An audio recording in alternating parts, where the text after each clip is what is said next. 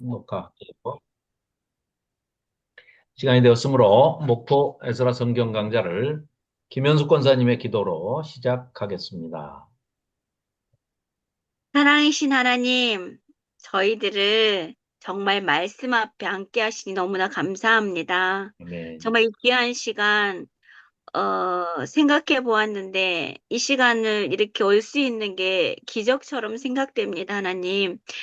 다른 일이 참 많은데, 그런 일에 다 제쳐두고 올 수 있는 이 시간, 너무나 하나님 감사드립니다.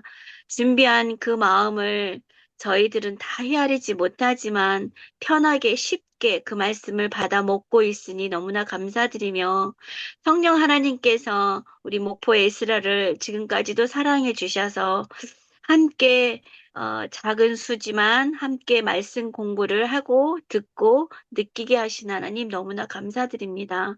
또 여러 가지 복잡한 많은 이 일들이 있다 할지라도 이 말씀이 정말 하나님의 원하시는 대로 바른 길로 갈 수 있는 정말 지혜와 총명을 허락하여 주셔서 지도자인 우리 조집사님에게 더욱더 영안을 밝게 하셔서 하나님 말씀을 바로 조정하고 또 그것을 잘 여러 가지로 비추어서 말씀을 듣고 저희들에게 엑기스처럼 보내주시는 그 말씀 저희들도 받아 먹기만 한 게 아니라 삶 가운데 행하는 저희 정말 참 그리스도인이 되기 위해서 끝까지 이 말씀을 듣는데 어, 듣고 또 그 말씀을 또 우리 다른 사람에게도 전할 수 있는 저희들에게도 지혜를 허락하여 주시옵소서. 아멘. 감사드리며 귀한 말씀 전하는 자와 받는 자가 한 마음 한 뜻이 되는 이 시간이 될 줄 믿습니다. 아멘. 감사드리며 우리 주 예수 그리스도 이름으로 기도드립니다. 아멘. 아멘. 예, 감사합니다. 그래도, 예, 녹화되고 있군요. 녹화를 해놓으면 그래도 또 들으시는 분들이 있어서, 자, 화면 공유하겠습니다. 잘 보이시죠? 네. 자, 예레미야서가 사실 성경에서요, 구약에서 제일 긴 게 시편이죠. 물론 150편을 모아서 편집을 해놨으니까 가장 길죠. 그런데 시편을 제외하고는 그 다음 66장까지 있는 책이 이사야서죠. 그런데 이사야서는 장수만 66장이지 절수로는 1200 뭐 몇 절이에요. 그런데 이 예레미야서가 장수로는 52장으로 편집이 되어 있지만 절수가 이사야서보다 훨씬 더 많아요. 그러니까 시편 빼고 나서는 구약이 아니라 신구약 전체에서 제일 긴 책이 사실은 예레미야서입니다. 자, 제일 기니까 조금 어렵기도 하고요. 잘 안 보니까. 두 번째, 이 예레미야서가 환상들이 많이 나오고 예레미야 선지자가 하나님께서 시키는 행위 예언, 말로만 선포하는 예언이 아니라 행동으로 어떤 퍼포먼스로 이렇게 보여주는데 나중에 이제 우리 다음에 볼 에스겔서도 이제 그런 행위 예언이 많이 나오는데 그 행위가 상징 행위가 많이 나옵니다. 그래서 어렵기도 하고요. 또 예레미야서는 무엇보다도 성경에 굉장히 중요한 책이지만 교회에서 잘 다루지 않습니다. 왜냐? 일단 스토리가 충격적이고 슬프고 너희 망한다. 너희 이 죄인들아. 하나님하고 그렇게 철석같이 약속을 해놓고 다 어기냐 하고 굉장히 책망을 합니다. 그리고 그 책망의 결과, 범죄한 결과 너희들은 다 망한다. 그래서 결국은 바벨론의 포로 잡혀간다. 이런 얘기를 선포하는 거예요. 그런데 이 사람들은 당시에 남유다 사람들은요, 북이스라엘이 멸망했지만 그걸 보고도 자기들은 안 망한다고 생각을 해요. 왜냐? 왜 안 망한다고 생각하느냐? 하나님의 집이 여기 있지 않냐, 예루살렘에.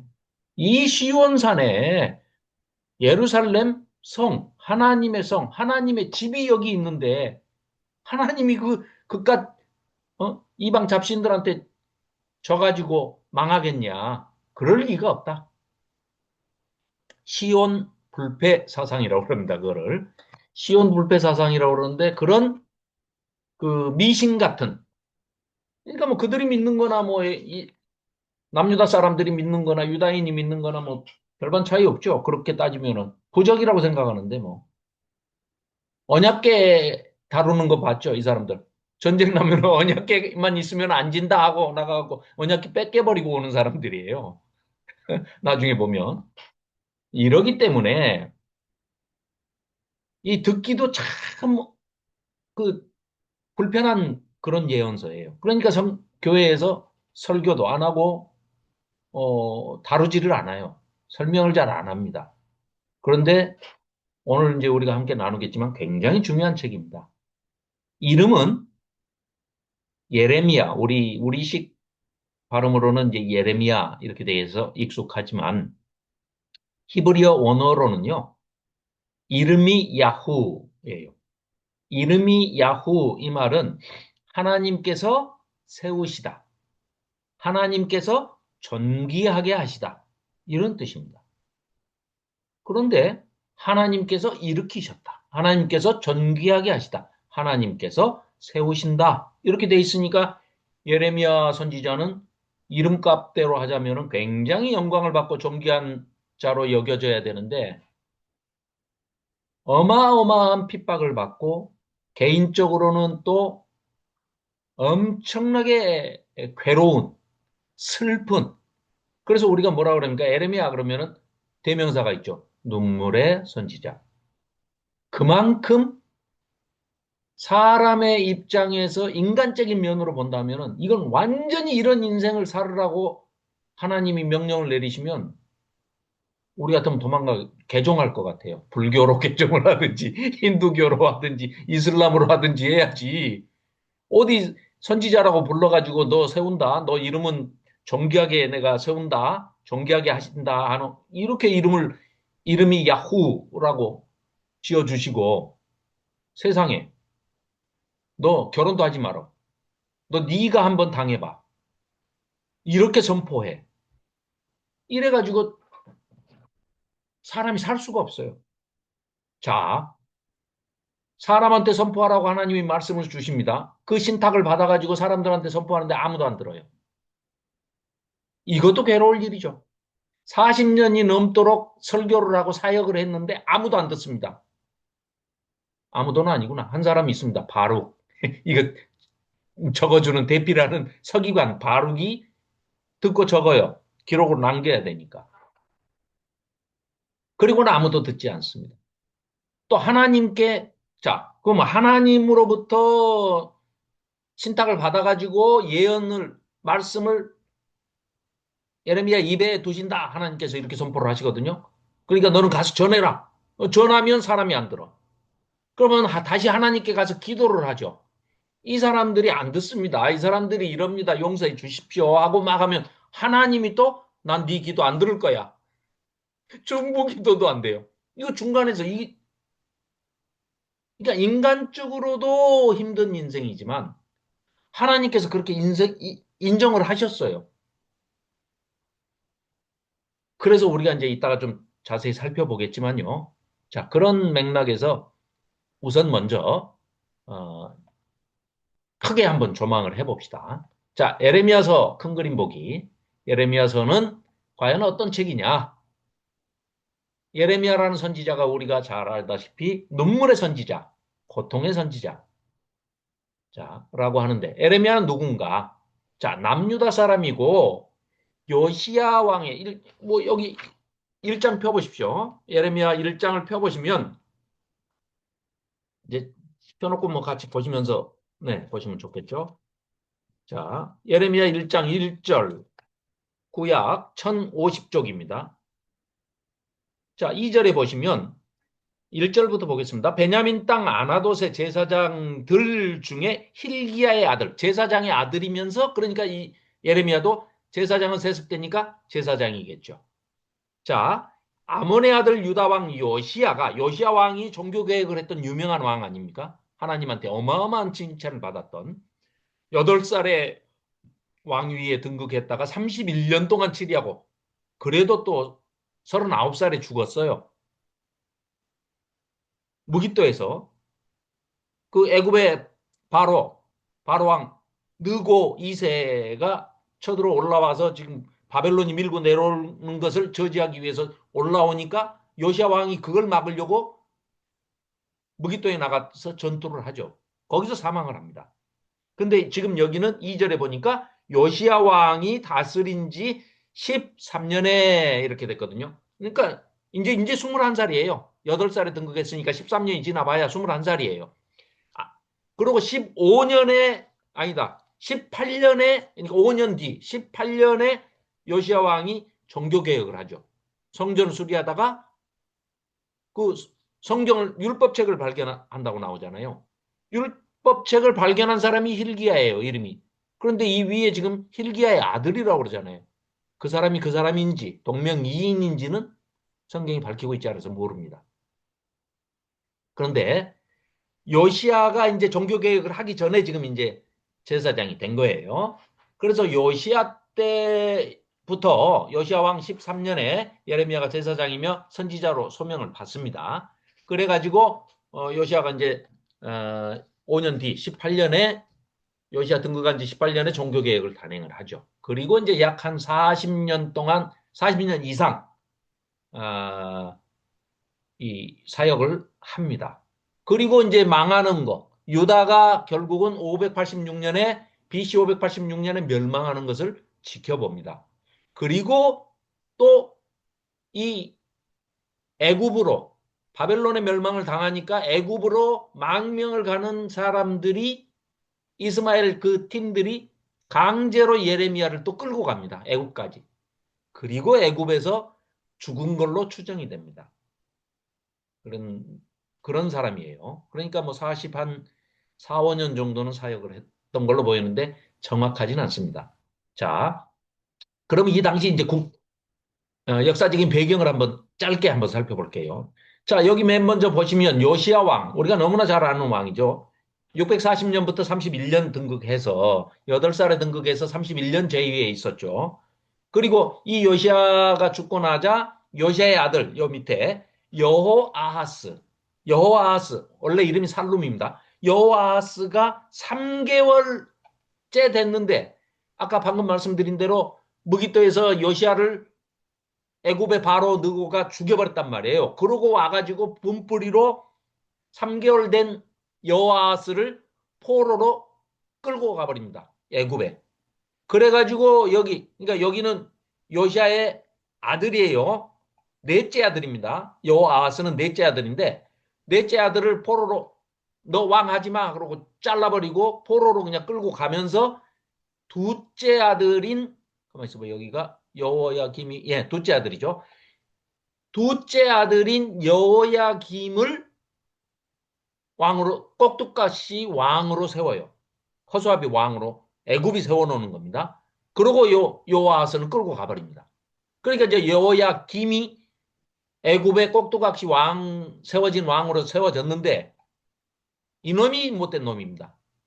이놈이 그 에레미야가 써놓은 성경을 두루마리를 가져오라고 그래가지고 읽으면 읽는 쪽쪽 소도로 칼로 묘도칼로 쫙쫙 잘라가지고 화롯불에다 다 태워버리잖아요.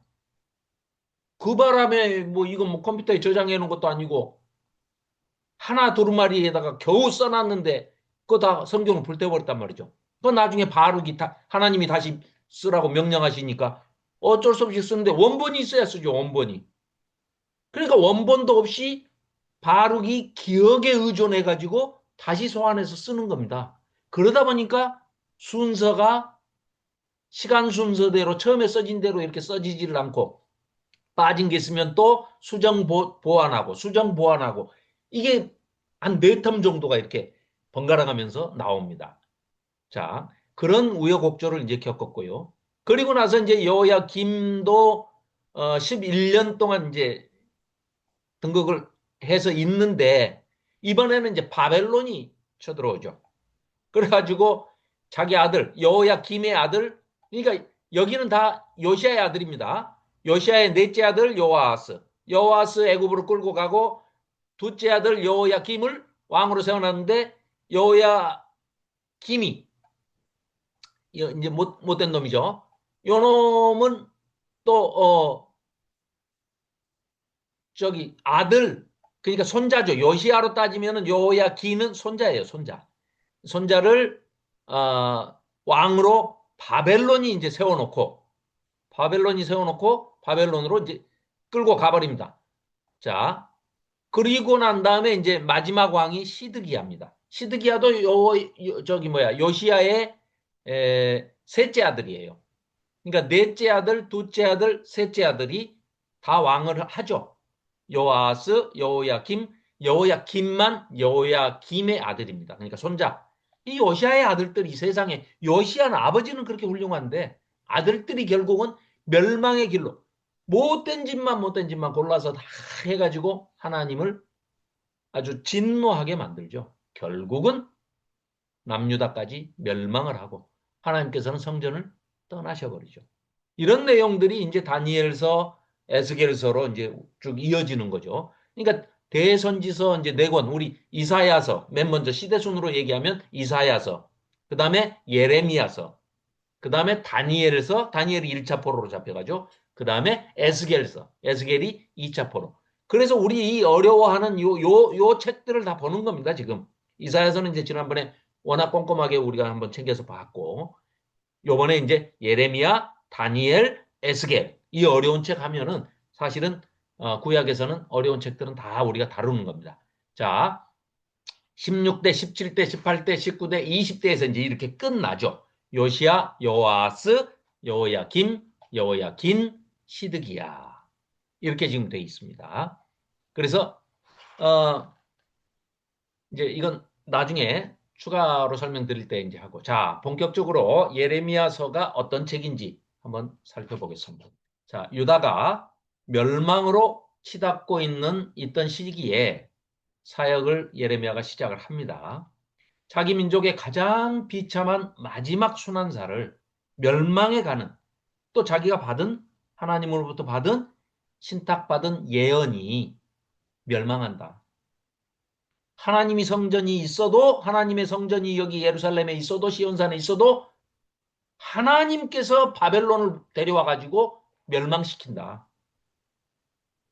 이것을 온몸으로 자기 인생을 바쳐가면서 온몸으로 겪어내면서 예언을 했던 비운의 예언자가 바로 예레미야입니다.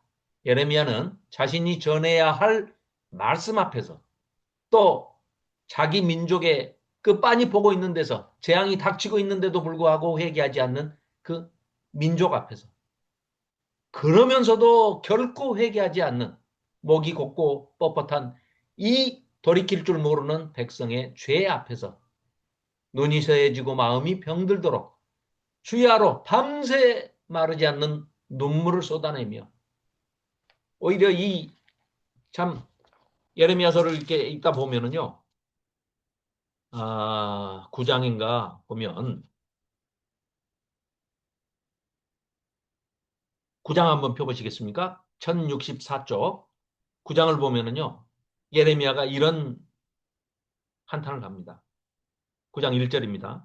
어찌하면 내 머리는 물이 되고, 그러니까 눈물이 수도꼭지가 고장난 것처럼 눈물이 마르지를 않으니까 내 머리는 물이 되고, 아예 머리통이 그냥 물이라는 거예요. 내 머리는 물이 되고 내 눈은 눈물 근원이 됐고, 죽임을 당한 딸 내 백성을 위하여 주야로 통곡을 합니다. 통곡을. 그러면서 이 쭉 이어나가는 이 장탄식이요. 예레미야가 탄식하는 게 5번이 나옵니다. 5번이. 자, 한번 뭐 이제 쭉 읽으면서 보죠. 눈이 쇠해지고 마음이 병들도록 주야로 마르지 않는 눈물을 쏟아내며 목 놓아 울었던 비통한, 애통한 눈물의 선지자가 바로 예레미야입니다. 그 예레미야는 평생 자신의 메시지와 싸워야 했고, 또 그 하나님으로부터 메시지를 받는 과정도 고통스럽고 힘들지만 또 이걸 전하면 백성들도 듣지 않고 백성들은 거짓 선지자들의 그 달콤한 말에 그냥 넘어가서 아, 이거 뭐 절대 쳐들어오지 않는데 하나님의 집이 여기 있는데 뭐 하나님의 말씀이 여기 있는데 하나님의 성전이 여기 있는데 아니야, 예레미야가 거짓말하는 거야. 이렇게 다 등 돌려버린다는 겁니다. 끝내 회개하지 않는 백성의 그 굳은 마음과 또 싸워야 하는 신세죠. 그래서 다가올 멸망의 그 재앙의 상징으로 곧 재앙당한다고 그러니까 그런 사람이 결혼을 하면 안 되잖아요. 정상적인 생활을 하면 안 되잖아요. 그러니까 하나님께서 너는 결혼하지 마라. 이렇게 명령을 하십니다. 하나님도 그런 명령을 하시면서 얼마나 마음이 아프시겠습니까? 또 바벨론에 투항해라. 항복해라. 항복하고 포로로 차라리 잡혀가라.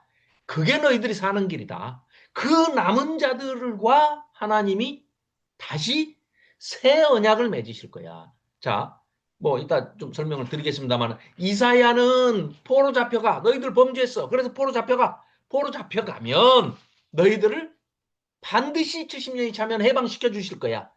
그래서 그 남은 자를 인도에서 데리고 올 건데 이사야서가 얘기하는 것은 여호와의 종.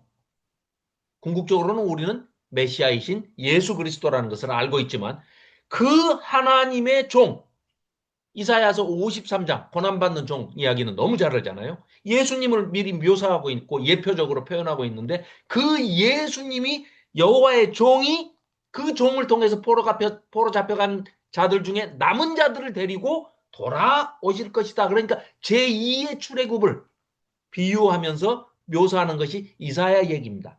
그게 이사야 선지서 우리 지난번에 살펴봤잖아요. 이번에 그 뒤를 이어서 이 예레미야는 자, 그렇게 해방돼서 포로 잡혀갔다가 너희들 회개하고 예루살렘으로 다시 돌아온 그 남은 자들하고 그 남은 자들을 하나님이 구원시키실 것인데, 구속시키실 것인데, 그 남은 자들과 함께 새 언약을 맺으실 거야. 어떻게? 새로운 언약이 뭔데요?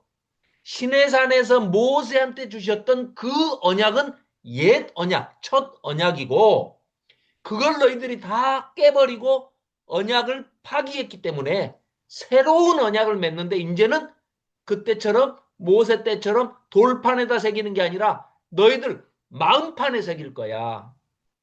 새 언약은 마음판에 새기는데 마음판에 어떻게 새기는데요? 우리 가슴 가죽 다 벗겨내고요. 그래. 너희 가족을 벗겨내고 너희 마음에 심장에 할례를 해서 거기다가 새길 거야. 뭘로요? 성령으로. 하나님이 보내신 하나님의 영으로 새 언약을 맺어서 성령의 힘을 받아 예수 그리스도의 피로 말미암아 새 언약을 맺을 거야. 이게 예레미야서입니다. 에스겔서는 자, 해방에서 이사야의 해방, 예레미야의 새 언약. 그러면은 에스겔은 새 성전을 하나님께서 지어 주신다. 온전한 성전을 지어 주신다. 건물 성전 저런 거 말고 저거 그래서 너희들 봤잖아. 다 불태워 버렸잖아. 바벨론이 와서 불태워 버리고 하나님의 성전 그 건물이 성전 아니야. 너희가 성전이야. 너희가 성전. 그리고 예수 그리스도가 오실 메시아가 성전이야. 그리고 그 하나님의 임재와 예수님의 임재, 임마누엘 하시는 그 하나님과 예수님과 함께 너희가 성전을 이루고 살아가는 것. 그것이 성전이야. 너희 삶이 성전이야. 인생이 성전이다. 너희 온 존재 자체가 전인격적인 존재 자체가 성전이다. 이게 에스겔서입니다. 그러니까 꼭 잊지 마십시오. 이사야서 해방,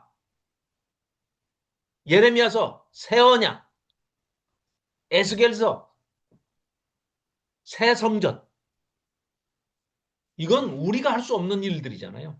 다 누가 해주십니까? 하나님이 해주시겠다는 겁니다. 무엇을 통해서? 성령을 통해서, 예수 그리스도를 통해서, 메시아를 통해서 그렇게 하시겠다는 겁니다. 그래서 바벨론의 침략이 있는데 바벨론이 그냥 힘이 세서 하나님 우리가 모시는 신을 이겨버리고 바벨론 신이 더 세니까 여호와란 신을 깨부시고 우리한테 쳐들어온 게 아니라 그 바벨론도 하나님이 불러들인 온 세상 우주 만물을 창조하신 분이 하나님이 아니시냐. 그러니 그분이 바벨론도 불러오신 것이다. 그러니까 바벨론에 투항하고 거기 가서 있어라.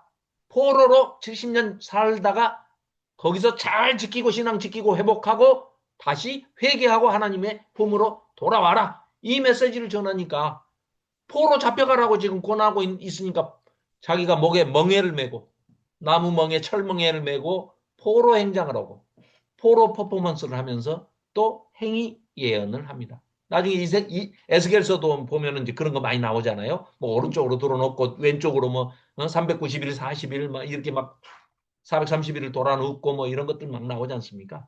예. 그가 파멸과 멸망 그리고 바벨론에 투항하라는 자기가 전달해야 되는 그 메시지 때문에 그 당시에 있던 사람들은 전부 다 원수 보듯이 하는 거죠. 저 미친놈 아니냐? 저 친일파 우리로 따지면 일본이 쳐들어온다. 일본이 쳐들어오면 다 순순히 포로 잡혀가라. 그러면 70년 뒤에 일본에서 해방돼서 돌아온다. 이러고 있으니까 딱 친일파 아닙니까? 이들이 생각할 때는. 그래서 뭐 고향 사람들부터 시작해가지고 다 미워하고 비난하고 박해하고 핍박을 합니다. 이 모습이 흡사 이사야서 53장의 그 고난받는 종의 모습에 아주 흡사합니다. 그래서 이따가 이제 그 비교표도 한번 보겠습니다만은 그 예수님과 오실 예수님과 메시아로 오실 예수님과 이 고난받는 종의 모습이 예레미야가 이 비운의 선지자 눈물의 선지자 예레미야가 굉장히 많이 닮아 있습니다. 그리고 또 이 뭐 아무튼 뭐 예, 나중에 신약에 가면은 사도 바울이 또 고린도 후서에 보면은 자기 그 고난의 이력서를 내놓잖아요. 뭐 40에서 하나 감한 매, 뭐 죽을 태장, 뭐 난파된 거, 뭐 물에 빠져 죽을 뻔한 거, 뭐 두드러 맞은 거, 돌에 맞아서 죽었다가 살아난 거, 뭐 이런 얘기들을 쭉 하는데 그걸 보면은 딱 예레미야입니다. 예레미야. 그러니까 예레미야 속에는 예수님의 그림자도 들어있고요. 사도 바울의 그림자도 들어있습니다. 예표적으로 이렇게 보여주고 있습니다. 그 고통이 너무 커서 자기 태어난 생일을 저주하는 그런 일도 합니다. 마치 욥기에서 우리가 보듯이 욥처럼 자신이 태어난 날을 저주하기도 합니다. 그래서 예레미야는 끌려가고 묶이고 또 감옥에 갇히기도 하고 웅덩이에 구덩이에 던져지기도 하고 그러나 결코 굴복하지 않습니다. 하나님의 말씀을 받았기 때문에 전하지 않으면 도저히 자기가 견딜 수가 없다고 또 넋두리를 합니다. 그래서 그 누구에게도 사실은 항복하지 않습니다. 그저 하나님의 말씀을 아무리 괴롭고 아무리 고통이 온다 하더라도 아주 영적으로는 워리어, 전사로서 하나님의 말씀 가지고 끝까지 그 고통을 참고 인내하면서 버텨냅니다. 자, 에레미야서는 역사적인 배경은 아까 이제 잠깐 말씀드렸지만 609년에 무기또 요시야 왕이 이 무기또에서 아마겟돈 우리 계시록 할 때 아마겟돈 전쟁 보셨죠? 그 아마겟돈이 무기또입니다. 무기또. 하르 무기또가 히브리식 발음으로 아마겟돈 이럽니다. 거기에서 요시야가 전사했기 때문에 이스라엘의 아주 큰 애통 하면은 이 요시야의 죽음을 애통이라고 대명사로 쓸 정도로 그렇습니다. 자, 그리고 605년에 갈금이 쓰죠. 여기서 바벨론이 이제 승기를 잡고 바벨론에게 애굽하고 아시리아 그때 그 제국을 아수르 제국이 이때 무너집니다. 그래가지고 바벨론에 패배하고 이때 내친 김에 남유다까지 쳐들어와 가지고 1차 포로로 잡아간 게 다니엘 아닙니까? 다니엘과 세 친구가 이때 잡혀갑니다.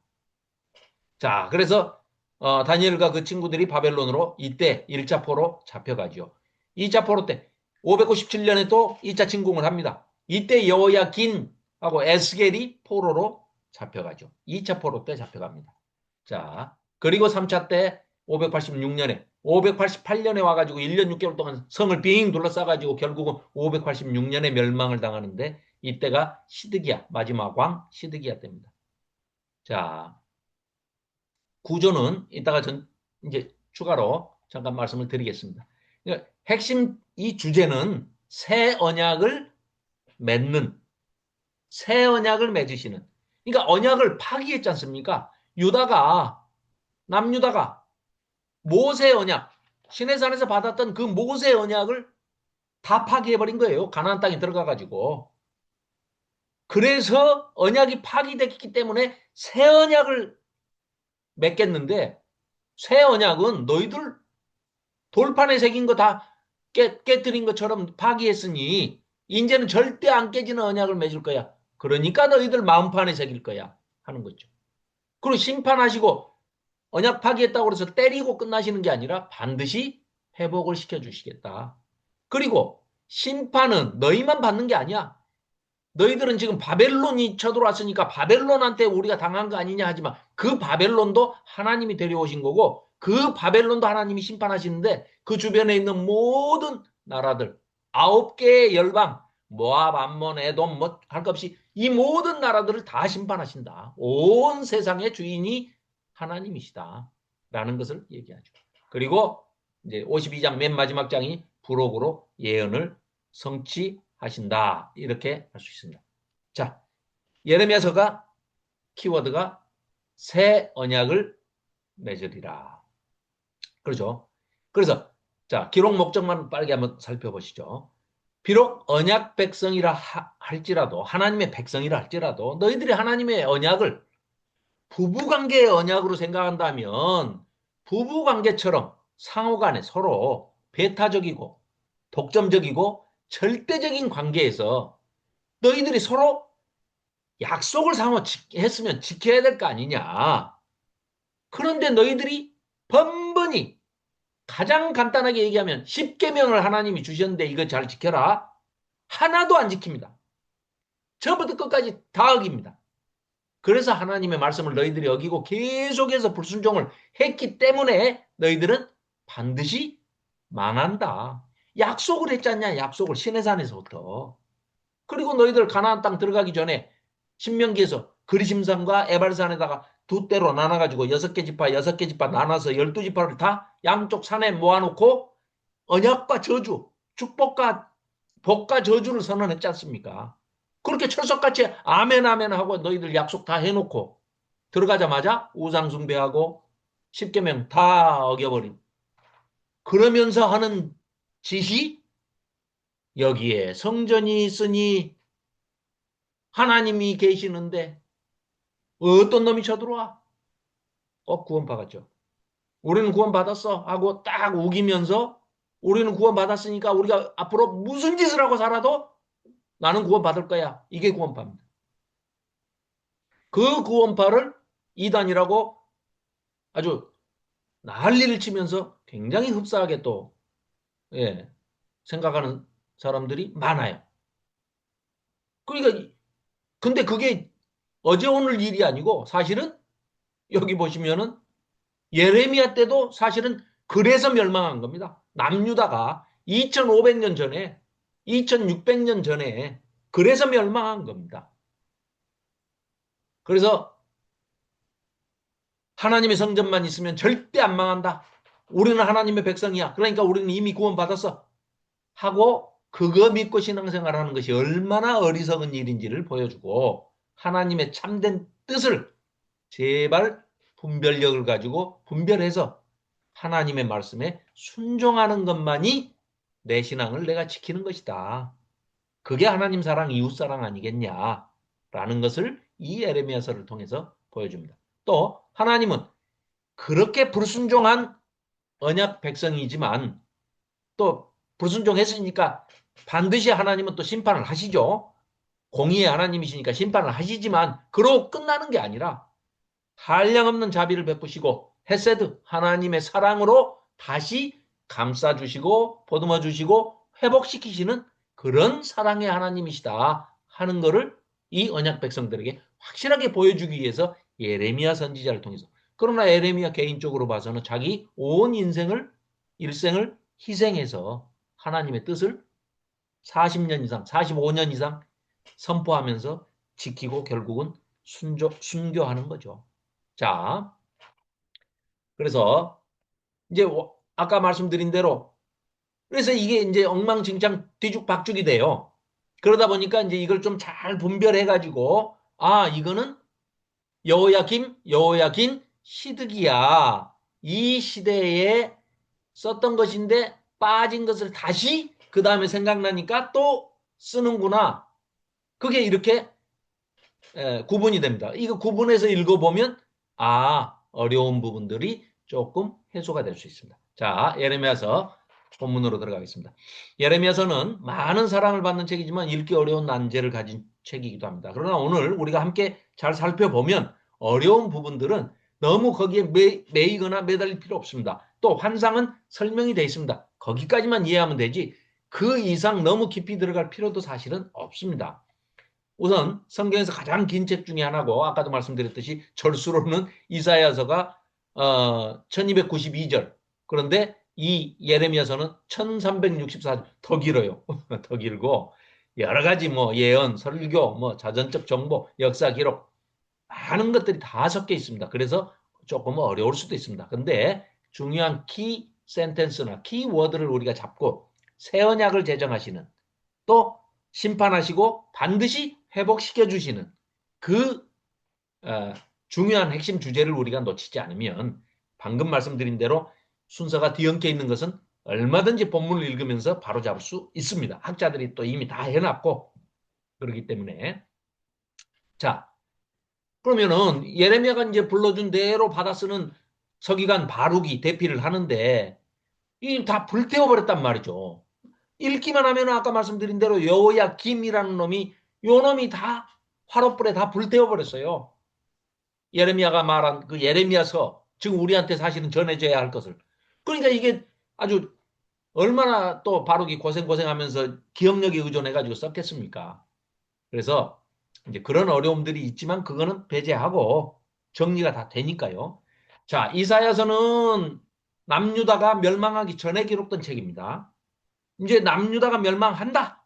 이런 얘기를 하고 있는 것이고 에스겔서는 아예 남유다 멸망이 확정되고 이미 597년에 포로 2차 포로로 잡혀갔어요. 포로지에 있으니까 사람이 와가지고 586년에 아이고 에스겔 선지자여 당신이 여기 바벨론에 포로 잡혀와 있는 동안에 실제로 예루살렘이 멸망당했습니다. 돌 위에 돌 하나 놓이지 않았습니다 하고 얘기를 전하지 않습니까? 그래서 그 구분을 하시면 되는 겁니다.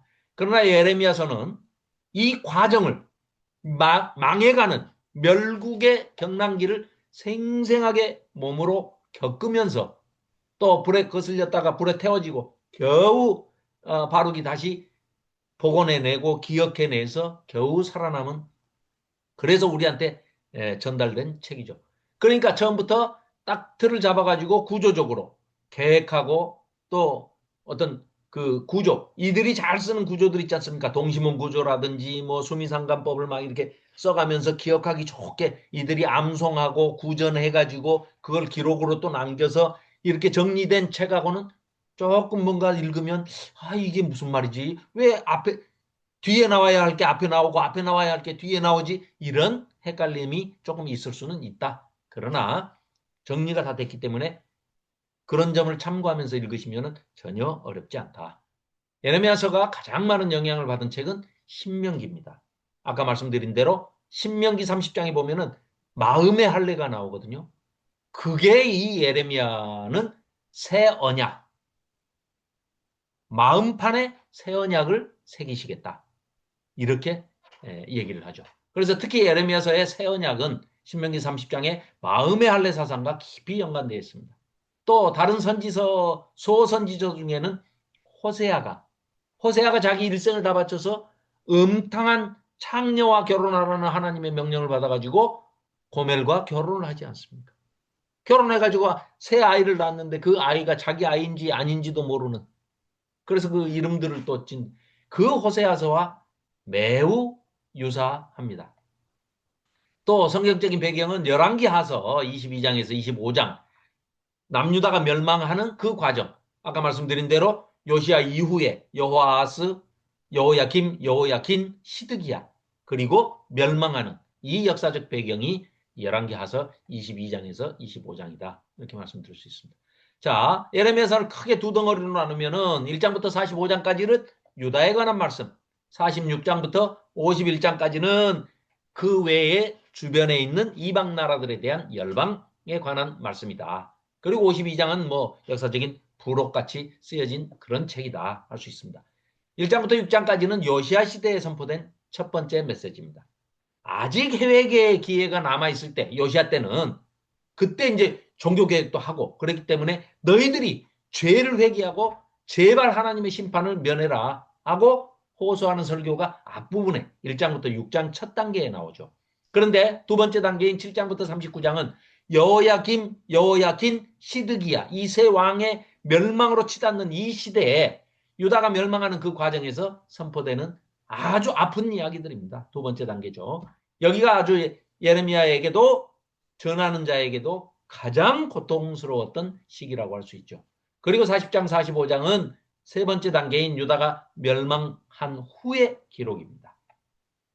그리고 총독을 세웠는데 그달리아 총독을 세웠는데 또 이스마엘이라는 놈이 그럼 죽여버리지 않습니까? 총독을. 그러니까 또 바벨론 무서우니까 도망가면서 애굽으로 도망가면서 세상에 이 예레미야를 강제로 끌고 가는 거죠. 자, 1장부터 6장. 요시아 시대에 선포된 것으로 보이는 이 초기 메시지들은 끝까지 돌이키지 않는 백성들을 향한 예레미야와 하나님의 그 부서지고 상한 마음, 그리고 분노와 좌절, 슬픔과 고뇌가 함께 흘러갑니다.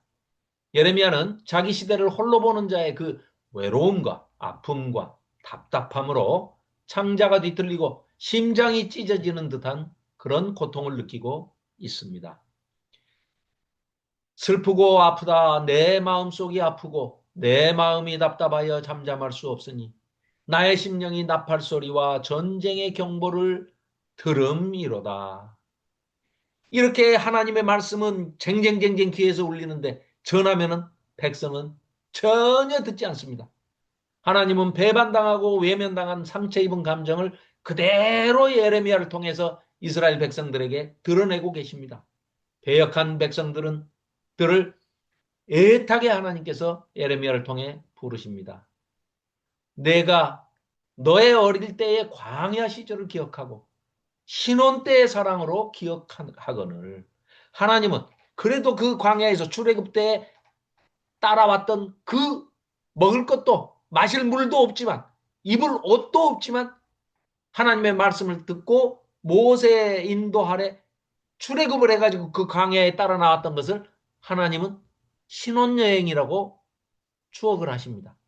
그때는 정말 너희들이 말을 잘 들었다. 그래서 내가 반석에서 물이 나오게 해서 너희 목마른 갈증을 해소해주고 배고프다 하면 내가 하늘에서 비처럼 만나를 내려가지고 너희들 먹여 40년을 그렇게 살았지 않냐.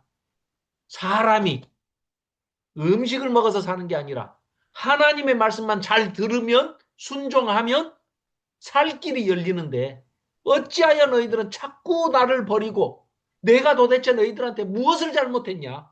하나님이 자기 백성들한테 오히려 이러십니다. 내가 너희에게 무엇을 잘못했기에 나를 버리고 떠나느냐? 어찌하여 생수의 근원인 나를 버리고 반석에서도 물이 나게 하시는 이 하나님을 버리고 터진 웅덩이를 파고 먹지 못할 물을 구하느냐? 처녀가 어찌 폐물을 잊으며 신부가 어찌 예복을 입겠느냐?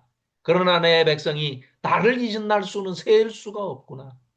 내가 이스라엘 백성 너희들을 남유다 너희들을 귀한 포도나무로 심었거늘 어찌하여 이방 포도나무에 악한 가지가 돼가지고 극상품 포도나무를 심었는데 극상품 포도가 열릴 줄 알았더니 들포도가 열림이 어찌 됨이냐. 어찌하여 애굽으로 물을 마시러 가며 아수르로 강물을 마시러 가느냐. 어찌하여 다시는 주께로 돌아가지 않겠다고 그런 망발을 하느냐. 도대체 너희가 어쩌려고 이러느냐. 이러면은 너희들 다 멸망의 길로 가는 것이다. 아무리 예레미야를 통해 하나님께서 외쳐도 이들은 돌아오지 않습니다. 그래서 특단의 조치를 하시죠. 이제는 돌판에 새긴 것처럼 너희들이 깨뜨려버린 그 언약을 두 번 다시 깨지지 않게 하기 위해서 내가 너희들의 마음 가죽을 베어내고 너희들의 마음의 할례를 할 거야. 내게로 돌아와라. 나는 너희의 남편이 아니냐. 이 배역한 자식들아 돌아와라. 나는 너희의 아버지가 아니냐. 내가 지식과 명철로 너희를 다시 양육하리라. 아무리 예레미야를 통해서 하나님께서 외치셔도 이 배반당하고 외면당하면서도 끝까지 포기하지 않으시는 하나님의 아픈 사랑이 우리가 예레미야서를 통해서 읽어야 하는 하나님의 그 상처 입은 마음입니다. 자, 그리고 이 멸망의 길로 접어들 때 7장은 성전 설교로 아주 유명한 본문입니다. 7장은 뭐 한번 읽어보십시오만은 놀라운 얘기를 하고 있습니다. 하나님께서는 예레미야에게 너 성전에 서서 설교를 하는데 이렇게 얘기해라. 성전문에 서서 큰 소리로 이렇게 외쳐라. 너희는 이것이 여호와의 성전이라 여호와의 성전이라 하는 거짓말을 믿지 말라. 어? 성전을 하나님의 성전을 가리키면서 이것이 여호와의 성전이라고 거짓말하지 마라. 이런 얘기를 하는 겁니다. 아니 금을 보고 이것이 금이라고? 거짓말이야. 여기가 하나님의 집이라고? 거짓말이야. 하나님이 안 계시는데 무슨 하나님의 집이야? 성전에 하나님 계시잖아. 안 계셔. 너희들이 악한 짓을 하는데 어떻게 악과 하나님이 거룩하신 하나님이 함께 계실 수가 있어? 너희들이 너무나 악한 짓만 하니까 하나님이 함께 하실 수가 없으니까 떠나신 거야. 그래서 바벨론이 오는 거야. 그래서 너희가 멸망하는 거야. 이런 선포를 합니다. 원문을 보면 이렇습니다. 나 만군의 주 이스라엘의 하나님이 말한다.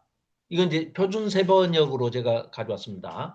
너희의 모든 생활과 행실을 고쳐라. 그러면 내가 이곳에서 너희와 함께 머물러 살겠다.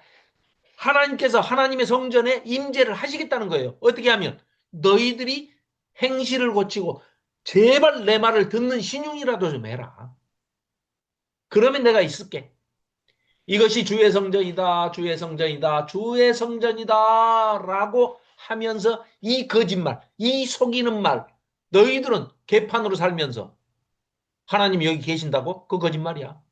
그럼 거짓말에 의지하지 마라. 너희가 모든 생활과 행실을 참으로 바르게 고치고 참으로 이웃끼리 서로 정직하게 살면서 나그네와 고아와 과부를 억압하지 않고 이곳에서 죄 없는 사람을 살해하지 않고 다른 신들을 섬겨 스스로 재앙을 불러들이지 않으면 내가 너희 조상에게 영원 무궁하도록 준 이 땅, 가나안 땅에서 하나님의 성전인 이 가나안 땅에서 바로 이곳에서 너희가 머물러 살도록 하겠다. 왜? 하나님이 함께 계실 거니까. 그런데도 너희는 지금 전혀 무익한 거짓말을 의지하고 행실은 제멋대로 하면서 하나님이 여기 계시니까 바벨론이 쳐들어오지 않아. 쳐들러 와도 우리는 죽지 않아. 이런 거짓말에 의존하고 있다. 하나님은 성전이 오히려 장애물이 됐다. 그 성전이 없었으면 그런 거짓말이라도 안 할 텐데 성전이 오히려 유다를 종교적인 기만에 빠뜨려 가지고 오히려 하나님께 다가오지 못하게 만드는 영적인 장애물이 된 것이다. 그들은 성전을 주신 하나님의 뜻과 정반대로 살면서도 성전이 건재하는 한 자신들의 안전과 축복이 보장된다고 믿고 미래를 너무 제멋대로 낙관하고 있습니다.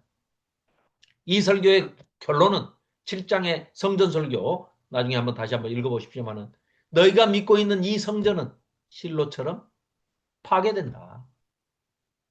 하나님이 계신다고? 아니, 계시지 않기 때문에 파괴된다. 그건 그냥 건물일 뿐이다. 라는 것입니다.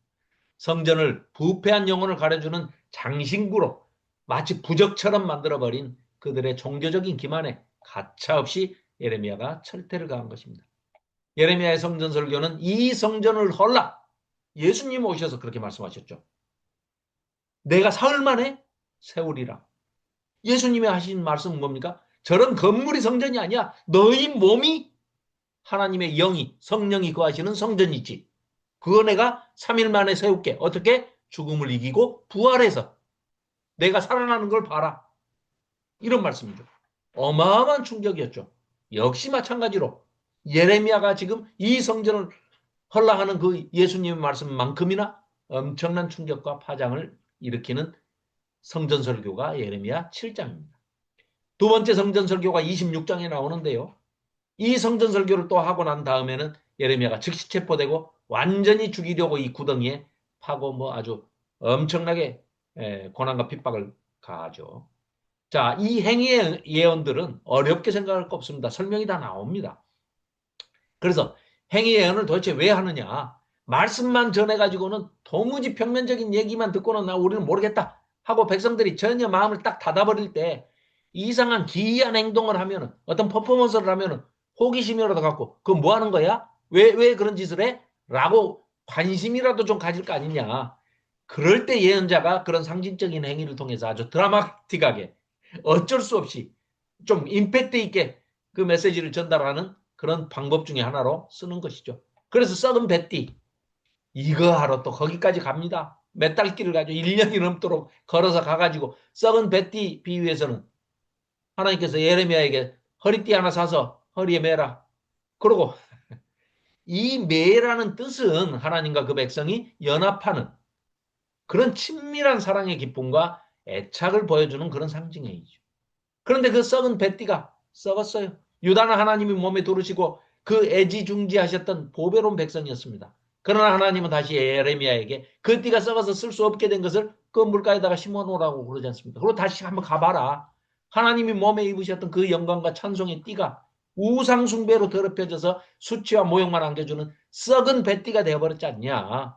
이스라엘 하나님의 백성이었어. 하나님이 허리에 두르신 그 영광의 띠였는데 우상숭배에 빠져서 더럽혀지고 너희들이 이렇게 이 수치와 모욕만 안겨주니까 이미 썩어버린 거야. 물가에 닿으면 썩을 거 있냐. 이 결론은 뭡니까? 하나님은 더 이상 썩은 백띠처럼 더럽혀진 백성을 허리에 두르실 수가 없다. 그러면 어떻게 해야 됩니까?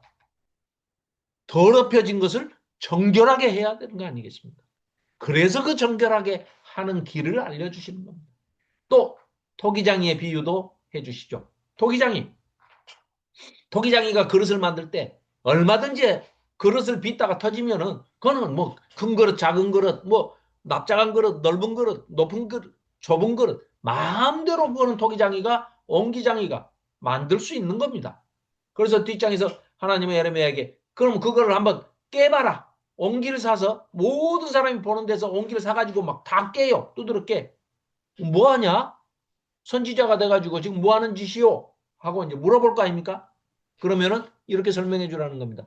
하나님은 터진 그릇으로는 작은 그릇, 큰 그릇, 높은 그릇, 낮은 그릇 다 용도에 맞게 다 그릇을 만드실 수가 있는 토기장이신데 그런데 이것처럼 딱딱하게 굳어져 가지고 이미 만들어진 꼭 너희들 같은 것들은 깨져버리면 그걸로 끝이야. 옹기 깨져버리면 그걸로 끝이지 다시 반죽해서 고쳤을 수도 없는 거 아니냐. 너희들이 딱 그런 종자들이야. 깨진 옹기 같은 거야. 라고 이 행위예언의 결론을 또 설명을 다 해줍니다.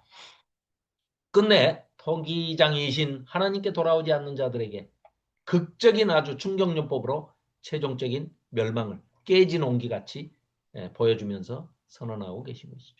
또 구덩이를 파가지고 이제 죽이려고 하죠. 때리고 나무 고랑으로 또 목에 채우고 그래도 예레미야는 너희들은 바벨론에게 멸망당하게 돼 있어. 바벨론에게 투항해라. 바벨론이 쳐들어오면 항복해라. 이때부터 예레미야는 망한다. 투항해라. 메시지를 집중적으로 선포하기 시작합니다. 더 충격적인 것은 이들은요. 2년 만에 돌아온다고 합니다. 또 이제 바벨론이 쳐들어오면 거짓 선지자들은 70년이야 70년. 예레미야 25장을 보면 70년 동안 너희들이 바벨론 왕을 섬기게 될 거야. 이건 하나님의 계획이셔. 라고 선포를 합니다.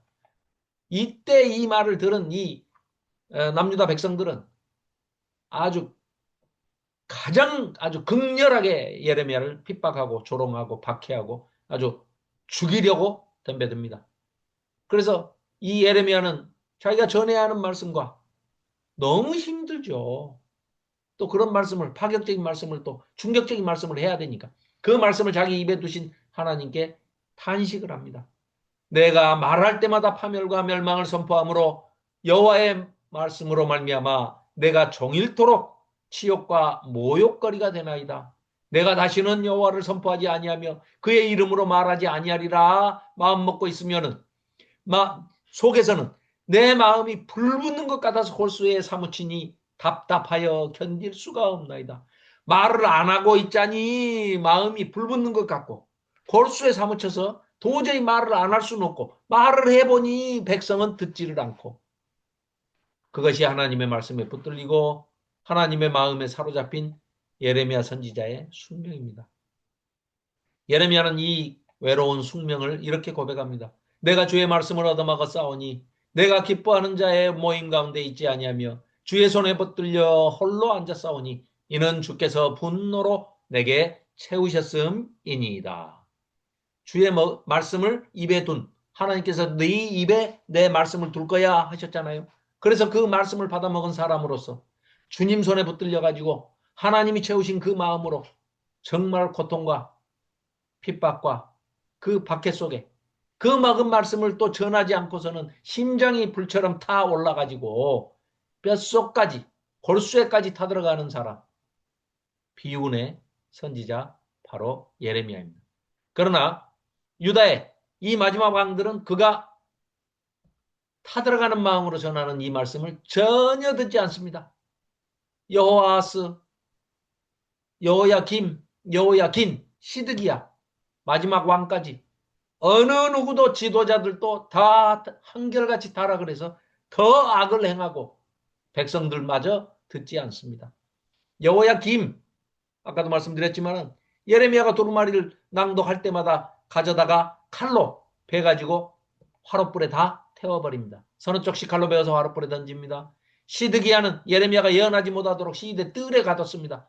결국 예레미야는 반역죄로 몰려서 궁전 뜰에 갇히기도 하고 깊은 진흙구덩이에 던져져서 굶어 죽을 위기에 처하기도 하면서 예루살렘이 함락되는 날까지 감옥 뜰에 갇혀서 지내게 되죠. 자, 이 캄캄한 절망의 구덩이 사이로 갑자기 작은 위로의 책으로 불리는 회복의 메시지가 등장합니다. 그래서 30장, 33장은 예레미야서에서 거의 유일하게 선포되는 소망의 메시지, 회복을 약속하시는 소망의 메시지입니다. 하나님은 뽑고 무너뜨리고 전복시키고 멸망시켜야만, 그러니까 마치 집으로 비유하자면 이런 겁니다. 집이 뼈대가 있어요. 그러면은 웬만큼 손볼 수 있으면 인테리어만 하면 되는 것이지, 개보수만 하면 되는 것이지, 그럴 정도가 이미 지나가지고 너희들은 도저히 뭐 이건 집이라고 할 수가 없어. 남유다는 집이라고 할 수가 없어. 그러니까 아예 새로 짓자, 새로 지어. 그래서 뽑을 거는 뽑고 무너뜨릴 건 무너뜨리고 전복시킬 건 전복시키고 아주 그냥 멸망을 시킨 다음에 완전히 망하도록 다 쓸어버린 다음에 심판이 완료된 후에 그 다음에 다시 세우고 심는다. 예레미야가 이름의 뜻이 하나님께서 세우시다. 이름이 야후 그랬잖아요. 이 이름을 가지고 또 워드플레이라고 하죠. 언어 유희가 있는 거죠. 그래서 다시 세우고 심으실 것이라고 약속을 한다는 거죠. 그 회복의 하이라이트가 바로 이 새 언약입니다. 새 언약. 예레미야 31장 31절부터 34절에 나오는 이 새 언약. 아주 우리가 이제 반드시 기억하고 있어야 되겠죠. 그날 후에 내가 이스라엘 집과 맺을 언약은 이러하니 곧 내가 나의 법을 그들의 속에 두고 또 그들의 마음에 기록하여 나는 그들의 하나님이 되고 그들은 내 백성이 될 것이라. 자, 쌍방 언약이라는 것은 하나님께서는 우리의 안전과 복과 보호를 책임지신다고 하셨습니다. 그러면 우리에게는 하나님을 순종할 의무가 서로 있는 것이죠. 쌍방간에. 그런데 전혀 지키지 않습니다. 이 백성은 이미 돌판에 새겨진 옛 언약, 첫 언약, 모세를 통해서 시내산에서 십계명으로 대표되는 그 레위기를 주셨는데 그 언약을 다 깨뜨렸습니다. 하나님은 만물보다 거짓되고 심히 부패한 것은 인간의 마음이라는 것을 알고 계십니다. 인간이 스스로 자기의 질긴 마음 가죽을 스스로는 뵐 수가 없습니다. 또 어떤 언약이든지 인간은 항상 깨뜨릴 준비가 되어 있는 사악함도 가지고 있습니다.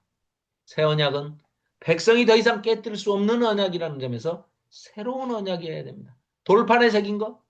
안 됩니다. 이미 깨버렸습니다. 그래서 하나님은 언약법을 기록하는 장소를 바꾸십니다. 하나님은 밖이 아니라 밖에 있는 돌에다 새기는 게 아니라 네 안에 있는 돌비가 아니라 신비, 석비가 아니라 신비의 말씀을 새기기로 결정하였습니다. 마음판에 새겨진 말씀은 깨뜨릴 수 없습니다. 우리의 마음 안으로 들어오시기 위해서 하나님이 우리의 마음 가죽을 베는 마음의 할례를 베푸셨습니다. 누구를 통해서? 성령님을 통해서요. 우리 안에 들어오신 말씀의 영이 영원토록 우리를 떠나지 않으시고 우리 안에 거하실 것이기 때문입니다. 예수님은 그날의 일을 이렇게 말씀하십니다. 그날에는 내가 아버지 안에, 너희가 내 안에, 내가 너희 안에 있는 것을 너희가 알리라. 요한복음에서 예수 그리스도께서 친히 우리에게 들려주신 말씀이죠. 내가 너희 안에 있다. 내가 아버지 안에 있는 것처럼 나도 너희 안에, 내가 보내는 성령이 너희 안에 거하실 것이다. 그래서 네가 성전이야 라고 말씀하시죠. 그날에 그 신명기의 예언대로 마음을 다하고 뜻을 다하고 하나님을 사랑하는 새로운 백성이 출현할 것입니다. 성령 세례를 받은 사람이죠. 즉 물세례뿐만이 아니라 하나님이 보내신, 예수님이 가셔서 보내주신 하나님의 영, 성령으로 거듭나서 중생한, 거듭난 우리 모두에게 교회라는 이름의 성전, 내가 마음을 다하고 뜻을 다하고 힘을 다하여 하나님을 사랑하고 이웃을 내 몸처럼 사랑하는 것이 바로 새 언약이라는 말씀이죠. 그래서 이 새로운 시대의 탄생을 바라보는 강력한 은혜의 약속이, 은혜의 성령이 오시기 2500년 전에 가장 짙은 어둠의 한 가운데서 예레미야를 통해서 선포되고 있는 것입니다.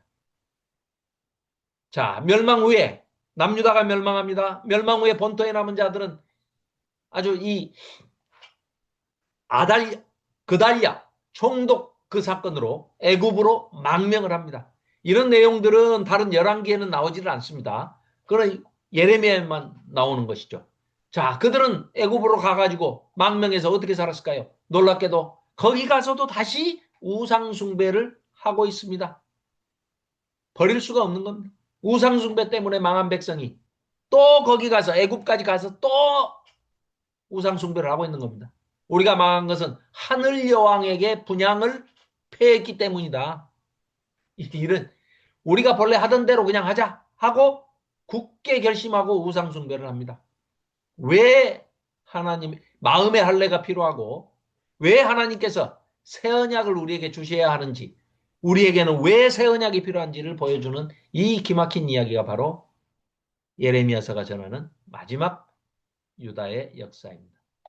자, 예레미야는 다시 최악의 배교를 선택한 그들에게 애절하고 비통한 마지막 설교를 베풉니다. 그 설교가 유다를 향한 마지막 사역이죠. 예레미야서는 서서히 죽어가면서도 죽어가는 것을 알지 못한 이 비극적인 공동체의 이야기입니다. 그들은 죽어가면서까지 끝까지 하나님께, 생명이신 하나님께 돌아오지 않습니다. 살려고를 하지 않습니다. 이 책은 하나님이 왜 세상을 이처럼 사랑하셔서 독생자를 주셔야만 했는지 그거를 깨닫게 해주는 책입니다.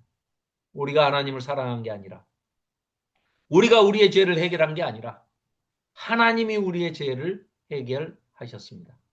우리는 하나님을 사랑할 능력이 없습니다. 우리는 죄를 해결할 능력도 없습니다. 그래서 하나님께서 독생자를 주시는 가장 아픈 사랑으로 우리의 죄를 껴안으신 것이죠. 하나님은 십자가에 달린 자기 아들을 바라보시며 캄캄한 어둠에 얼굴을 가리고 우셨습니다. 창자가 뒤틀리고 애간장이 끊어지는 고통을 느끼시면서 신음하셨습니다. 그 우시는 하나님, 신음하시는 하나님이 예레미야서의 하나님이십니다. 그 부서지고 상한 마음, 상처 입은 하나님의 마음을 우리가 이 예레미야서를 통해서 읽어야만 하나님의 심정 속에서 예레미야가 울고 있는 것인지, 예레미야의 심령 안에서 하나님께서 울고 계시는 것인지, 하나님과 함께 또 예레미야가 하나님과 함께 울고 있는 것인지, 예레미야와 함께 울 수 있는 우리, 하나님의 그 상한 심령을 함께 아파할 수 있는 우리 모두가 될 수 있도록 간구하시기를 주님의 이름으로 기원합니다. 이상으로 예레미야서를 마치겠습니다. 자, 정리하고요. 잠깐만요. 어떻게 좀 예레미야서가 어떤 책인가 좀 정리는 되십니까? 성은영 집사님. 생각이 나십니까? 울다가 슬퍼가지고 끝나는 거. 아, 울다가 슬퍼서 끝났어요? 어, 뭐 잠깐만. 생각이 좀 나시나요? 예? 예레미야서 예? 생각이 좀 나요? 예. 옛날에 했던 거 좀 생각이 나요? 예, 네. 집사님이 말씀하셨던 것이 네. 기억이 조금씩 나요. 김현숙 권사님은 예레미야서 뭐 그렇게 어떻게 좀 생각이 가슴, 나시죠? 가슴 아파요. 가슴이 아파요? 음, 가슴이 찢어져요? 찢어지진 않고. 찢어지지는 않아요? 슬퍼요, 슬퍼요. 네. 어떻게 이렇게 짧게 딱 만드셨어요? 예, 조호연 집사님, 형님 어떠십니까? 저기 예레미야서. 뭐, 어려워. 예, 좋았는데 말이 너무 빨라. 아, 시간을 좀 단축하려고. 아니, 이렇게 압축하신 거 진짜 기적입니다, 기적. 아니, 말을 좀 천천히. 하게, 천천히 하는 아, 게 좋을 것 같은데. 네네네. 아니, 그리고 사실 이건 좀 가- 우리가 공감을 하려면은 사실 좀 말을 천천히 해야 되는데, 예. 마음이 급해가지고 내가 하면서도 아, 이게 너무 빠르다 했는데, 근데 왜 그, 이렇게, 맞아, 맞아. 왜 네. 또 시간하고 뭐 어떤 음, 범위를 딱 정해놓고 이걸 꼭 끝내야 된다. 그렇게 하는지 모르겠어. 그걸 그, 버릴 수 없나? 그걸 할 수 벗어야지. 있는 만큼 잘하고 그 시간에 우리가 편안하고 은혜 받으면 되는 거지. 아, 왜 그래요. 이렇게 압축하셨, 하기야 은혜 받는 것은 아니잖아. 그렇죠. 맞아요. 왜 이렇게 압축하셨어요? 우리 맨날 며칠 해도 되는데. 아니, 어. 아니, 전체를, 전체를 예. 보는 그 전에도 배웠으니까 뭐 생각이 네. 좀 나는데, 뭐 음. 전체를 한번 들은 것도 좋기는 하고, 예, 그러네요. 오늘은 특히 좋았던 것이 예. 그림이 많아서 좋았어. 사람, 그러니까 글씨를 줄이고, 글보다는 네. 그림이 훨씬 더 머릿속에 많이 빨리 그렇죠, 잘. 그렇죠. 예, 내가 맞아요. 이 PPT 프로들이 만든 거를 음, 돈 주고 해야 되기 때문에 도용해가지고 내 그림으로 음. 싹 바꾸고 내가 포맷만, 그러니까 나는 김건희가 아닙니다. 포맷만 빌려가지고 와서 그 그릇에다가 내가 변형해서 지금, 그 전보다는 네, 덜 지루하긴 하네. 그렇죠. 예, 예. 이게 188매짜리 PPT예요. 그러니까 이렇게 예. 저 그러니까 한 이제 LA 나는 분량이 많으니까 할까 싶. 마음이 급해가지고 막 말이 빨라졌는데, 그래가지고 말을 좀 천천히 하겠습니다. 우리가 공부도 음, 많이 뭐 옛날에는 했지만 이제 나이가 들어서 네. 막 표현 막 복잡하고 그러면은 일단 싫어. 그렇죠, 그렇죠, 그렇죠. 거부감이 딱 생기고 어. 일단 좋을 준비, 딴 생각할 준비가 딱 되는 거. 그러니까 지금까지 네. 공부로 딱 하고 글씨도 몇 개 하고 네. 그러니까 그래도 훨씬 더 아, 부담이 그렇죠, 없고 그렇죠. 네. 편안하게 들을 수 있고 그 안에서 음, 하나님의 사랑만 느끼면 그렇죠, 그렇죠. 그러면 저 집사가 충분히 우리한테 잘한 거예요. 그렇게 생각합니다. 네. 아니, 네. 그러니까. 네. 아니, 이렇게, 음, 이 글씨를 줄이고 그림이 많으니까 음. 훨씬 집중도 잘 되고 자기들이 이 편안하니까. PPT를 잘 만드는 것 같더라고. 그 역시 그 프로들이 돈 받고 하는 사람들이라 잘 만들더라고요. 그래서 그 어, 사람들 걸 이제 좀 많이 모방했죠. 예. 내가 내일 만나고 하고자 했던 얘기가 이런 비슷한데. 네네네. 방금 오늘 했던 식으로 하면 어떻겠느냐. 예, 예, 그 예. 사이에 이제 뭐 내일 만나서 얘기하겠지만 그 예. 사이에 우리가 같이 참여할 수 있는, 그러니까 계속 음, 듣고만 있으면 졸리지. 그렇죠, 그러니까 그렇죠. 그리고 많은 사람도 너무 힘들고, 음, 그러니까 서로 교감할 수 있는 시간도 있어야 되고, 또 네네. 질문할 수 있는 시간도 있어야 되고, 그렇죠, 그렇죠. 그런 것들이 좀, 음, 그리고 이제 방금 같은 PPT로 네네네. 뭐 양을 너무 많이 하려고 하지 말고, 그 안에서, 이 안에서 우리가 그 일주일 동안 지쳤는데, 예. 여기 와서도 또 지쳐버리면 음, 힘들잖아요. 그렇죠, 그렇죠. 네, 그러니까 여기 와서 네. 편안한 마음으로 하나님의 말씀을 듣는 것이 우리한테는 더 좋지 않을까. 우리가 젊은 사람이 아니잖아요. 젊으면 막 공부도 열심히 하고, 그, 야, 니 그 공부 못한 놈한테 니 공부 열심히 해서 공부 잘해. 이렇게 얘기해서 되는 게 아니거든. 예. 우리는 공부하려고 해도 잘 안 돼, 이제는. 그러니까 이사님 여기서라도 말씀하고 비슷해요. 또 있어 그래가지고 우리 영적인 것을 좀 유지할 수만 있어도 충분하다고 생각해. 음, 내가 뭐 여기서 뭐 애들 가르칠 것도 아니고 뭐 신학대학으로 다시 갈 사람도 아니고 그런데 좀 편안하게 좀 해. 그래야 어, 다른 사람한테도 소개할 수도 이, 있고 우리 같이 이렇게 은혜를 받자 예, 해야지. 이민구 우리가 목사님한테 한번 좀 여쭤봐야 되겠네. 이민구 목사님 우리가 좀 어떠십니까? 예레미야서가 좀 어렵긴 한데, 자리에 안 계신가? 네네. 그래서 아무튼 양을 좀 이렇게, 네네. 이민구 목사님, 예, 의견 한번 말씀해 주시면 좋겠습니다. 뭐, 예레미야서 이렇게 좀 압축을 해봤는데, 들으시기에 뭐 불편한 거 없나요? 괜찮으신가요? 응? 그래가지고 방금 켜시더니, 네. 네. 아, 알겠습니다. 뭐, 송은영 집사님 뒤에는 준서가 저렇게 멀쩡하게 걸어가네? 다리가 이제 다 나았나 봐요? 오늘 이제 야, 몸 좋다. 아, 이런 최수입니다. 시간 오늘 이제 실밥 뽑고요. 마지막으로 뽑. 네네네. 그래요. 자, 그래. 오늘 실밥 뽑았으면 철심도 다 뺐고, 네. 그래, 그래. 안녕하세요. 고생했다, 야. 군대도 제대하고 뭐 그랬다면서. 네, 이제 복학했어요. 복학했다면서. 네. 잘했다. 고생했다.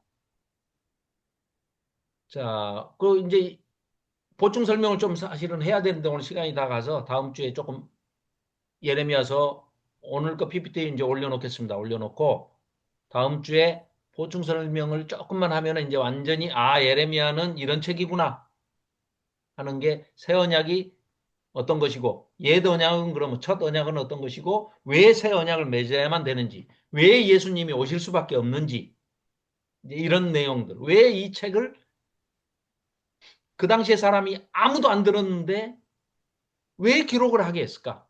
다 불로 태워버려서 없어져 버린 두루마리 성경책을 또 바룩을 그 고생을 시켜가면서 하나님이 친히 명령하셔서 왜 기록을 하라고 그러셨을까? 아무도 안 듣는데 결국은 지금까지 전해져서 우리 각자 우리 교회 들으라고 이것을 기록으로 그 당시 사람은 아무도 안 들었다는 얘기 아닙니까? 그죠? 바룩 빼놓고는 예레미야와 바룩 두 사람을 제외하고는 한 사람도 듣지를 않았는데 결국은 나 들으라고 오실 예수님 메시아를 예레미야를 통해서 보여주는 그림자처럼. 그래서 아까도 잠깐 말씀드렸지만 예레미야하고 예수님이 얼마나 유사한지가 이런 거를 보면은 이제 다음 주에 이제 하겠습니다만은 이럴 정도로 예수님과 예레미야의 그 설교 성전 설교에서 유사점이 나오는 겁니다. 마태복음에 예수님께서 친히 하신 말씀들, 이런 것들, 그리고 또 모세와 예레미야의 또 제2의 모세라는 별명을 가지고 있습니다. 예레미야가.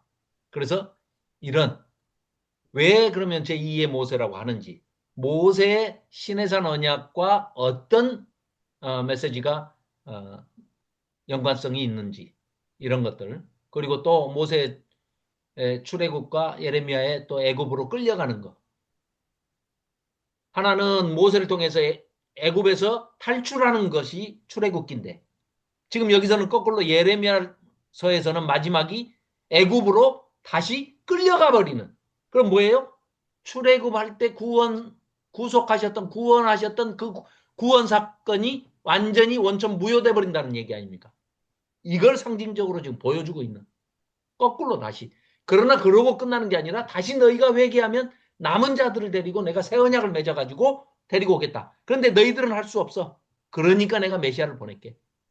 내 아들 메시아를 보내서 그 메시아를 통해서 성령의 언약, 새 언약을 마음판에 새기는 성령 세례를 베풀 것이야 하는 이런 것들에 대한 그 연관성을 쭉 정리해 놓은, 신약과 정리를 한 그런 내용들이 있기 때문에 다음 시간에 이렇게 보고 정리하도록 하겠습니다. 자, 그러면 네, 아이고, 야, 시간도 딱 잘 됐고 오늘 말만 좀 천천히 했으면 좋았을 텐데. 그리고 또 뭐 서로 질문하셔도 됩니다. 뭐 궁금한 점, 송은영 집사님, 예, 김현숙 권사님, 조호연 집사님, 예, 궁금하신 내용이나 시정. 다 돼가서 질문 하나가 안 합니다. 그러면은 자, 오늘 예레미야서를 전체를 좀 살펴봤는데 그렇게 어렵지는 않으셨을 거예요. 좀 압축해서 예, 키 센텐스를 잡아가지고 키워드를 잡아가지고 우리가 핵심 주제를 새 언약을 제정하시는 하나님으로 딱 예, 바르게 주제를 설정하고 갔기 때문에 크게 어렵지는 않습니다. 또 그 관점에서 보시면 다시 한번 예레미야서를 읽어보시면 제가 이제 PPT 이제 바로 지금 올려놓겠습니다. 그렇게 하시고 다음 주에 뵙겠습니다. 다음 주에 한 번 더 예레미야서 총정리하는 시간을 갖도록 하겠습니다. 제가 기도하고 마치겠습니다. 하나님 아버지, 베풀어 주신 사랑과 은혜와 진리에 감사를 드립니다. 오늘은 예레미야를 통해서 예레미야 속에서 울고 계시는 하나님의 심령, 그리고 하나님의 심령 속에서 하나님의 말씀을 대변하면서 울고 있는 그 예레미야의 심정을 우리가 예레미야서를 통해서 조금이나마 살펴보게 하시니 감사를 드립니다. 우리가 하나님의 그 아픈 사랑의 이야기를 남 얘기가 아니라 내 자신의 얘기로 받아들일 수 있도록, 또한 우리의 전인격적으로 마음과 성품과 뜻을 다하여서 지성과 이성과 감정과 의지를 가지고 하나님을 사랑하고 또한 이웃을 사랑하는데 앞장서 나아갈 수 있도록 우리의 심령 안에 사랑의 햇새들을 부어주시고 인애와 자비와 약자들을 배려하고 늘 그들을 돕는 자의 위치에 서서 늘 섬기는 자세로 살아갈 수 있도록 우리의 삶이 하나님께 바쳐지는 온전한 번제가 될 수 있도록 산제사가 될 수 있도록 우리 모두를 붙잡아 주시옵소서. 아멘. 귀한 시간 허락하여서 또 이렇게 함께 모이게 하여 주시고 또 말씀을 서로 나눌 수 있게 시간을 배려하여 주시니 베풀어 주시니 감사를 드립니다. 바로 아멘. 이로는 또한 이 녹화된 방송이 사모하는 많은 분들에게 또 달게 전달될 수 있게 길을 열어주시기를 원하옵니다. 늘 베풀어 주신 사랑에 감사드리며 예수 그리스도의 이름으로 기도하옵나이다. 아멘. 아멘. 감사합니다. 감사합니다. 네, 자 다음 주에 뵙겠습니다. 네, 네, 수고하셨습니다. 저는 번 보내세요. 네, 네, 네, 감사합니다. 감사합니다. 네. 네, 이민구 목사님 감사합니다. 안녕히 계세요. 네, 안녕히 계세요. 네, 끄겠습니다.